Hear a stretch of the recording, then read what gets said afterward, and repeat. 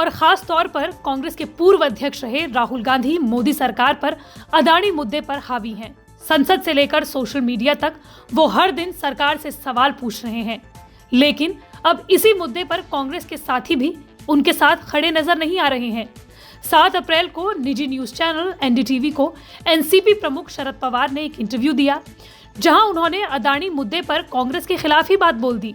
NDTV को दिए interview में शरद पवार ने अदानी को क्लीन चिट दे दी और कांग्रेस की अदानी पर जेपीसी की मांग को ही अनुचित बता दिया। शरद पवार ने कहा कि अदानी मुद्दे पर जेपीसी यानी संयुक्त संसदीय समिति में सत्ताधारी दल का बहुमत होता है, इसलिए वैसे भी सच्चाई सामने नहीं आ सकती, जबकि सुप्रीम कोर्ट की बनाई कमेटी से सच के सामने आने की संभावनाएं ज्यादा हैं।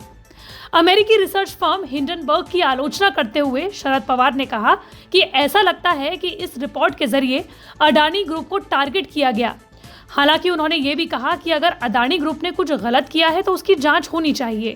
दरअसल 24 जनवरी को अमेरिकी रिसर्च फर्म हिंडनबर्ग ने अडानी को लेकर एक रिपोर्ट छापी, जहां अडानी ग्रुप पर फाइनेंशियल फ्रॉड का आरोप लगा। इस रिपोर्ट के आने के बाद गौतम अडानी ग्रुप को भारी नुकसान झेलना पड़ा और मोदी सरकार भी कांग्रेस के निशाने पर आ गई। शेयर बाजार से लेकर संसद तक पर खूब हंगामा हुआ। राहुल गांधी लगातार अडानी मुद्दे पर मोदी सरकार को घेर रहे हैं।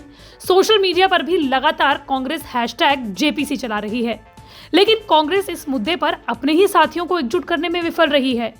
यही वजह है कि एनसीपी प्रमुख शरद पवार ने कांग्रेस की जेपीसी की मांग के खिलाफ बयान दे दिया। उन्होंने कहा कि विपक्ष ने एक फर्म की ओर से दी गई रिपोर्ट को जरूरत से ज्यादा महत्व दिया। इस फर्म का बैकग्राउंड किसी को नहीं पता। हमने हिंडनबर्ग का नाम भी नहीं सुना है। ऐसा लगता है कि इस मामले में इंडस्ट्रियल ग्रुप को टारगेट किया गया। विपक्ष की जेपीसी की मांग को लेकर शरद पवार ने कहा कि जेपीसी अपॉइंट करने से मामला सुलझेगा नहीं। सुप्रीम कोर्ट की कमेटी से सच्चाई देश के सामने आएगी। इस मामले में जेपीसी की कोई जरूरत नहीं है, इसका कोई महत्व नहीं है। शरद पवार देश की राजनीति में पिछले 6 दशक से हैं। इस इंटरव्यू में जहां उन्होंने कर्नाटक चुनाव में कांग्रेस की मजबूत स्थिति की बात की, तो अडानी ग्रुप पर जांच को लेकर वो बिल्कुल अलग नजर आए।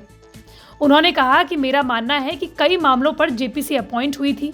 एक बार कोको कोला के मामले में जेपीसी अपॉइंट हुई थी, जिसका खुद मैं चेयरमैन था। तो जेपीसी इससे पहले कभी नहीं हुई। ऐसा नहीं है। जेपीसी की डिमांड गलत नहीं होती, लेकिन जेपीसी की डिमांड क्यों की गई? जेपीसी की डिमांड इसलिए की क्योंकि किसी इंडस्ट्रियल ऑर्गेनाइजेशन की जांच होने की जरूरत है। जेपीसी को इस मामले में उचित नहीं करार देते हुए शरद पवार ने यह भी कहा कि जांच करने के लिए डिमांड होने के बाद सुप्रीम कोर्ट ने पहल कर रिटायर्ड सुप्रीम कोर्ट के जजेस, एक्सपर्ट प्रशासकों, एक्सपर्ट इकोनॉमिस्ट की टीम को गाइडलाइन भेजी, समय दिया और जांच करने के लिए कहा। दूसरी तरफ विपक्ष की मांग थी कि संसद की समिति नियुक्त की जाए। अगर संसदीय समिति नियुक्त यानी जेपीसी बनाई भी जाती है तो संसद में सत्ता पक्ष का ही बहुमत है। जांच भी सत्ता पक्ष के खिलाफ थी।